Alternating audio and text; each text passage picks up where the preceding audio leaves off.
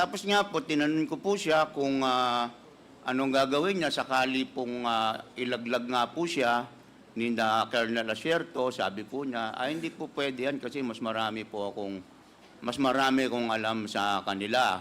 Tinanong ko rin po siya kung yung pong isang dating opisyal ng National Press Club na palagi po namin nakikita sa hearing, kung yun ba ang kanyang kaibigan na nag-PPR sa kanya, hindi po siya umimik doon sa tanong na yun. Ano pa, Mr. Paul Gutierrez? Yun lang po ang natatandaan ko, Mr. Chairman, sapagkat kung may bahid po ng katotohanan ng sinasabi po ni Mr. Guzman, Mr. Chairman, unang-una po, dapat po ako po ay pinagalitan ng chairman ng Blue Ribbon Committee. Dapat din po, nasisigurado ko, sapagkat kasama po namin doon ang isang security po ng Senate, nasisigurado ko pong isusumbong po ako ng Senate Security sa aking